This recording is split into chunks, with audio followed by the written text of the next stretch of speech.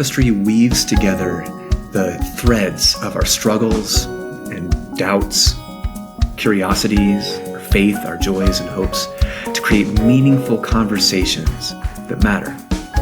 You know those late night conversations that go unexpectedly deep?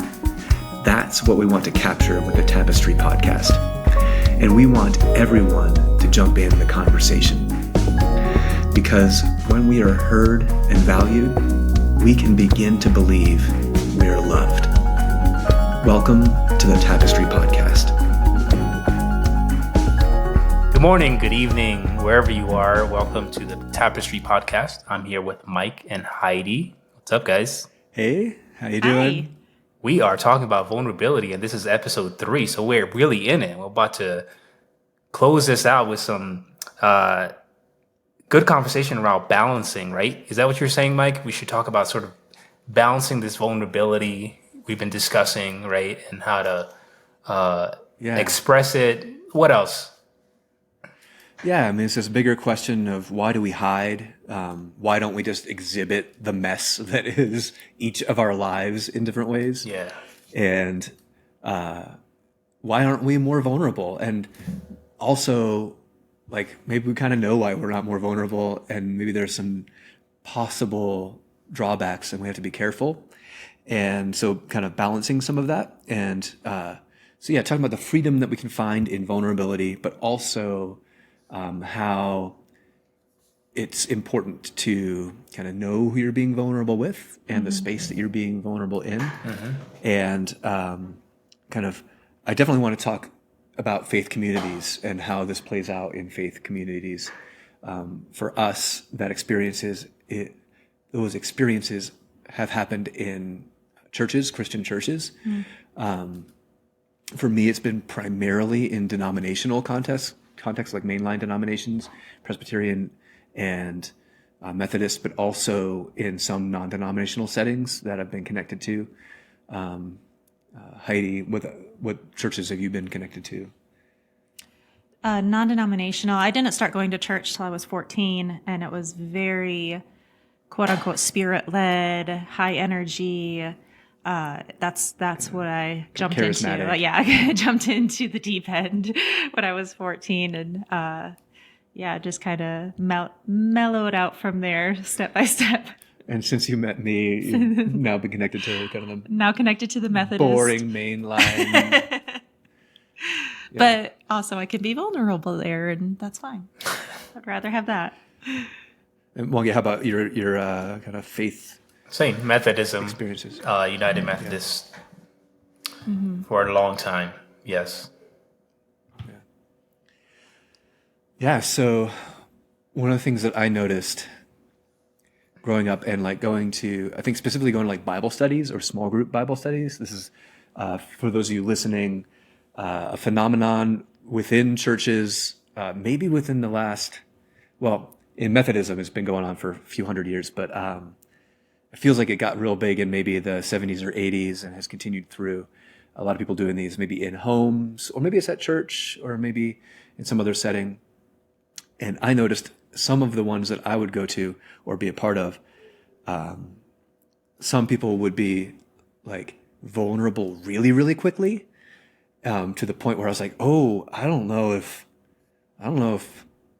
we know each other that well yet, you know? And it's something that I would call like the classic overshare, where there are some of us who seem to not share enough, and there are others where it seems like, and maybe it's just because they don't mind, they'll just share anything. But it also makes me wonder, like, is there a time? Is there an overshare? Or am I wrong about that? Maybe we should just always share. What do you guys think? I think we all know those people that kind of hit you in the face with everything. So it's like, oh, we're going there. Okay, your whole life story. Got it. Okay. Trying to be nice and non-judgmental. We listen, we don't judge. Yeah. It can also, I agree. There's this book called The Culture Map, and there's this business professor, and she talks about different cultures. It's really written for it's rated for professionals so they can understand if, let's say, you're working with somebody from a different country, how they work.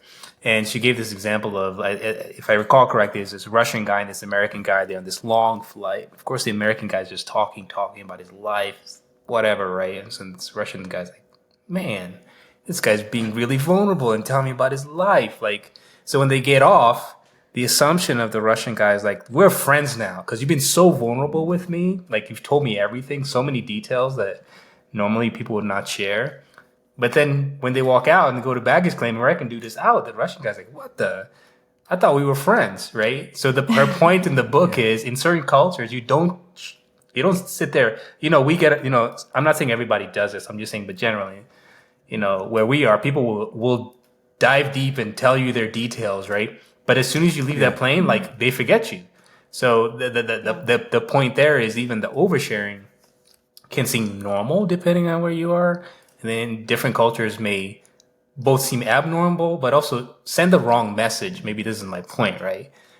Because if somebody feels like you're being vulnerable or oversharing, that you're drawing them in somehow, which may not be true, which then confuses them. And then then they're like, is that fake or not? I don't get it, right? But then that's what I'm saying. Like, her examples are, in the book, and she peppers many different ones. It's just like the idea of, you need to understand different cultures, and then she kind of sort of maps out how different cultures, what you fit in like nonverbal communication or verbal communication. Some cultures are very direct, others are very beat around the bush, right?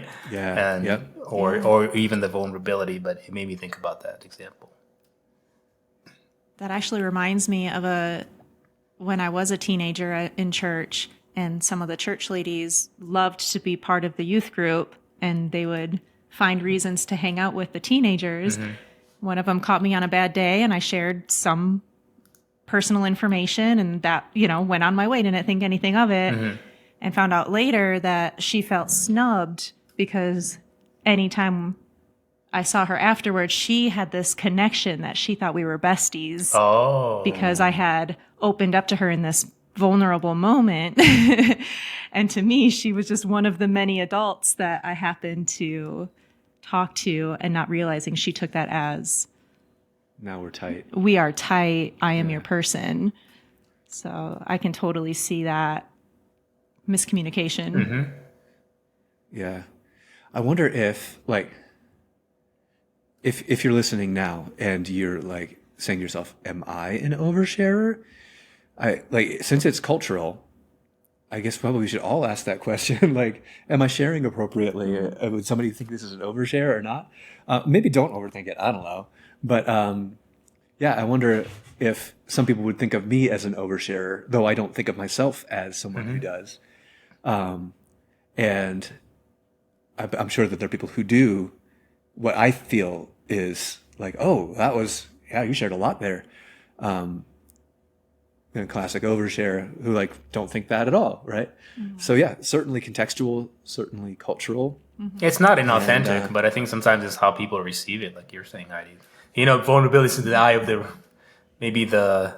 receptor or something like that, right? Whoever, how they take it, right? And then which true, coming back to your example, I like that one, Heidi. Don't assume just because somebody shares something with you that now the bond is there, right? And it's not being bad. I'm just saying, right? They may be sharing because you are in a group, right? Or you just happen to be together on a very long flight, and they're just in that state, and they just share something with you. And I think that's great in that moment. But if you think that necessarily that created a certain bond, maybe it did, maybe it didn't, but also it doesn't give you permission, like we were saying in the last episode, to just keep circling back on that over and over again, right? Mm-hmm. Which is what some people do sometimes. So I don't know, I just brought that example up because it can be cultural, right? Love to hear from the audience if you agree with what I'm saying. But another example, I'll just give one more example from the same book about an American who has a German boss, and they're doing a performance review, right? And German boss just goes straight to the point. Mike, you need to do this, do this, and then you improve and you're good, right? And so, and Erin, the author, is actually consulting with these people. She actually helps them career coaching. So the American is like, I had an awful performance review. Just focused on the negatives. I'm not doing good, yada, yada, yada. So Erin goes to the German boss, like, how is it? Oh, she's doing awesome. Like, she's great. Like, we love her. Like, I mean, like, okay, but something didn't connect, right? And so, quote unquote, what the American wanted, it maybe some vulnerability, or what we like, maybe it's not vulnerability, but sort of this nice sandwich. So sometimes we sneak vulnerability in with a nice sandwich where, like, I want to be vulnerable and tell you that you didn't do a good job in your performance review, but I'm going to do it in a certain way. I'm going to tell you you did good at this, tell you the bad news, and then ended up with another nice thing so I can couch the vulnerability or mask my vulnerability in a certain way so that it's not as direct. How about that, right? Or if, so then it can feel like, okay, like, we'll see, like, whatever, kind of awkward, but culturally too, the idea of what each person may feel they put out from a vulnerability standpoint can be very different, and even people can receive that in very different ways. Definitely. Yeah, you use the phrase like overshare is in the eye of the beholder, maybe, or like maybe the ear of the beholder, or you said something like that. I thought that was great, and I think that's true, right? And I think maybe there isn't such a thing as oversharing. Maybe there is. I'm just for conversation. Maybe it really is in the ear of the beholder, because we get uncomfortable when other people share what's messy in their lives, right? So it's not that they're oversharing; it's that you're under accepting or under like holding space for that person. And so yeah, here I'm gonna switch my mode right here and say, maybe there's no such thing as oversharing. There's only people like me who end up being like, I don't think I really want to hear about this. Maybe we should be a little bit more like, and that takes some vulnerability too, right? Kind of more open to hearing what's hard in somebody else's life, and allow myself to be uncomfortable because somebody else is feeling comfortable in that moment with me, and being able to share that. And I also get that, like, stranger on a plane may be actually easier to talk to about really hard things than somebody you're going to see again or see often. Totally. So I'm sure that's going on. You've got that kind of like that, like, airline confessional thing. Ooh, airline confessional. Yeah. But that's like dashboard confessional. Maybe that's just an emo band that I'm stealing from. But there is some feeling of that where it's like, oh yeah, I could walk into some confession booth. And there's or like when you're at a bar or something like that alone, like you go to a restaurant, Right. you're dining alone in your bar or something, and it's just strike up conversation. Then you never see these people again. So for me, like on a chairlift skiing, it's like, yeah, I might not ever see you again. We can talk about all the things if you want. Yeah. Yeah, for me, for those of you who don't know, Mike and I have both been married previously, and my first divorce was very messy, and I didn't tell. Did you just say first divorce? My first divorce. First and only. Okay, thank you. Thanks. Just checking. First. Not planning to have a follow-up. Just to clarify with everyone. first and last. That's what she was saying. The first and last was very messy and drawn out. And I think maybe 2 family members and a close friend knew what was going on. I didn't tell my employees. I didn't tell my clients. I didn't tell people at the dance studio. Till about maybe a year later, they started finding out. I did the whole Facebook, change my name. That was a big flag for everyone to be like, But for me, a lot of it, I didn't feel like it was a fear of oversharing. I felt like if I gave a voice to it, that it made it more real. I didn't want that dirty, messy situation to have any more hold on the good things in my life. And so I undershared. And as much as possible to, we talked about having that label, you broke your neck, you had a miscarriage, oh, you're divorced. I didn't want to walk around with that label. I didn't want the pity. I didn't want the opinions or advice. So the opposite end of the overshare is the undershare where, oh, you've been divorced for a year and I found out about it through Facebook, because I just, like I said, I didn't want to give a voice to it. I didn't want that to take up any more space in my life than it already had. Do you think that might be connected to the fact that you're more of an introvert now? Absolutely. Yeah. Yeah. For me, talking about my problems to a lot of people feels like work. Whereas I have those one or two people. Mwangi, I like how you compare it to currency, where those people earn access to your life.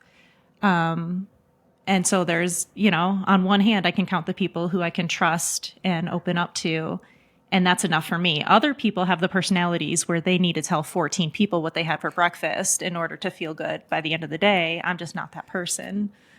Yeah, and the kind of flip side of that for you is, and we talked about this in a previous episode, that you care less about what people think about you than I do. Is that fair to say? Yeah.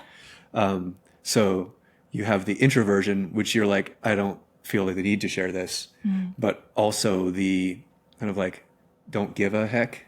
Yeah, I don't. Heck. I don't know I don't need your Don't thumbs care. up of approval for how I live my life. Yeah. So whereas me, I might have the extroverted desire to share about something, but then the personality that I'm like, yeah, but I don't want you to know that like I'm not all like buttoned down and ready to go. But Heidi, you were mentioning things about like, divorce and kind of, romantic relationships. And one of the things that I took a note on is that like couples can be happy and also have issues to work out, right? Both of those things can be true at the same time. Like you could have a couple who's actually doing very, very well together, loving and feeling great about their relationship, and still has like issues that they might need help with.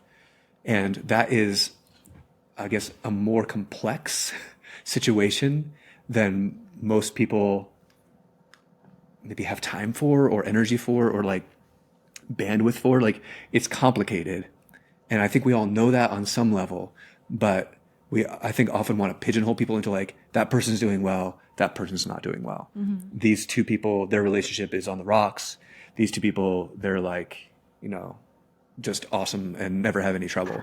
And I think appropriate vulnerability can put the lie to that, can like show how that's not true. It's not like, it's always true that things are complicated, even for the very best of relationships. Or even for the very worst, like even in the worst relationships, there are probably some bright spots and good things going on. And I think that's important to remember. That's another one of the things that's powerful about vulnerability.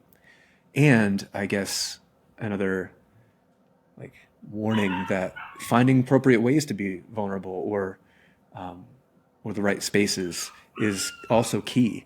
Like, and I hope that we can make sure that our faith communities, whether that, is churches like we're connected to, or any kind of spirituality that you're connected to, something that's bigger than just kind of your own personal thing, but also that, even if it's just your own personal thing,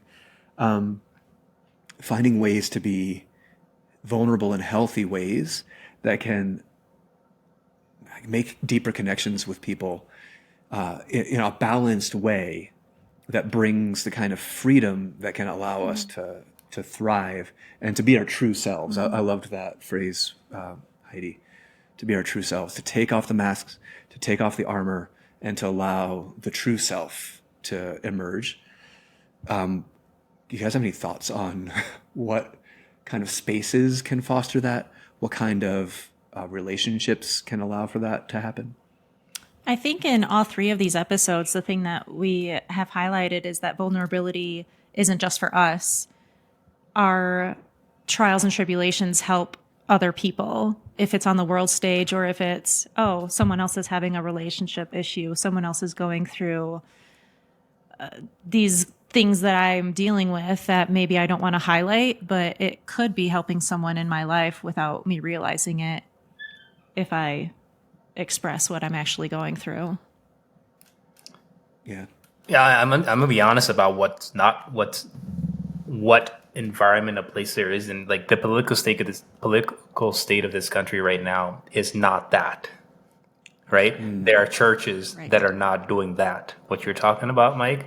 So this idea Yeah. of also like actually shunning vulnerability and becoming macho and becoming hard and totally ignoring Yeah. that, and that being easier probably to take on, or becoming very black and white, less the gray you're talking about having stuff to work on while simultaneously being happy.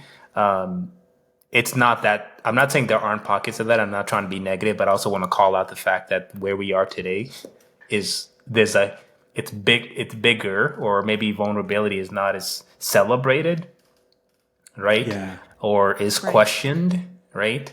And if you do have it, perhaps you're questioning your patriotism, or your Christianity or something like that, and that becomes very hard to navigate, right? That can put you back in a shell, right? Yeah, I've seen that happen so many times. I've seen it working in youth ministry, working with adolescent kids. I've seen it happen, and I've had to like have conversations with adult leaders where, a kid expresses some sort of doubt or question, and that kid gets shut down in the middle of the conversation. I haven't seen it happen recently. I think we've established a pretty good culture around that at the church where I'm at now. But I've seen it happen where, and you know what? To be really vulnerable, I've probably been that adult that has unintentionally or without realizing it, kind of shut down a conversation like that. And we all have doubts. We all have questions. We all have kind of spots where it comes to faith or spirituality, or wondering if there's more than just kind of our material world that we know we're not safe to talk about in certain situations, right? And so, like Mwangi, like you said, the current political climate is it's not safe to talk about certain things with certain people, or maybe even with huge portions of our population, right? On both sides, I'll mention, or on every side. I don't want to just say there are two sides. On every side, like there are people who probably feel that they can't talk to me about their deeply held beliefs because they know or they believe they know where I come from. And vice versa, where like, I wouldn't bring this up with some of my friends or even family because I'm like, nope, there's no way this conversation could go well. And maybe I'm wrong about that. Maybe it really would go fine. But I have the feeling that it wouldn't. Right. And I definitely see that in churches, especially when there is a kind of leaning away from curiosity and toward certainty, leaning away from kind of mystery and wonder and into like very firm doctrine and having like the kind of orthodoxy that requires that is very rigid and doesn't allow for questions or doubts. Right. So I guess any faith community that leans that way, and that could be in any religion or spiritual tradition, is going to, I think, put a damper on vulnerability, and people won't feel free to take off the armor, take off the mask, allow for at least part of that true self to come forward, because it's too dangerous. Yeah. No, I was definitely that kid coming into a church when I was 14 and trying to fit in and learn the slang and learn the verses and what do we believe? Tell me what, and having those questions and like you said, quickly being shot down by adults of you don't question the man of God. The whole like, we believe this because it's in the Bible. Well, can you explain why we don't like gay people? Or no, because we just don't. Okay, so I'm not allowed to question those things. And so, yeah, a lot of the... And to be clear, listener, that was a former church when That she was was 14. not... That was why I left. So, yeah, a lot of churches, a lot of Christian nationalism right now, there is no questioning. You just do. Which is a very dangerous place to be in. Yeah, and if you question, you are whatever, right? You're the anti whatever, right? Because it's so Heretic. blatant. Yeah, you're a heretic or something like that, right? You're the enemy now. Yeah. Yeah, so creating spaces where curiosity is expected and certainty isn't. Creating spaces where questions are welcome and doubt is expected. Creating spaces where we don't judge because something isn't like going swimmingly for you, but we hold space for the pain of that. I think can all of those things can help in relationships, in communities, in organized religion kinds of faith places. That was very elegant how I said that. Organized religion faith places. Words. Words sometimes don't always flow as well as I'd hoped. I think all of that can be really beautiful. And we hope that Tapestry is actually one of those places that maybe you've never heard people talk about it this way before. Maybe you have. Maybe you wish you had somebody to talk to about these kinds of things.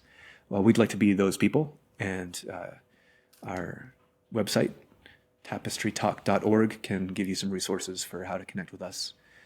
You guys, do you have other things you want to say about this kind of, why do we hide? How do we take off our masks? Why don't we exhibit the mess?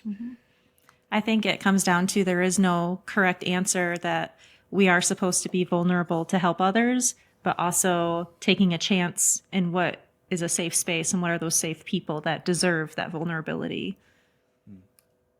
I couldn't say better. Thank you. Well, if you want to check out more about Tapestry, tapestrytalk.org. You can see all the things there. And, thank you for my wonderful conversation partners here. Thank you for having me, guys. Oh, you're welcome. Should come back. Just come back. Yeah, I think so. And we'll hopefully see all of you next time. Bye. Take care. Be good. Bye. The Tapestry podcast is produced by Stephen Bailey. Original music was scored by Taylor Martin. Our hosts are Haley Bird, Mwangi Ndonga, and me, Mike Orr. Special thanks to Lauren Richmond Jr. and Resonate Media. You can learn more about Tapestry and join the conversation on our Discord channel at tapestrytalk.org. Thanks for joining us.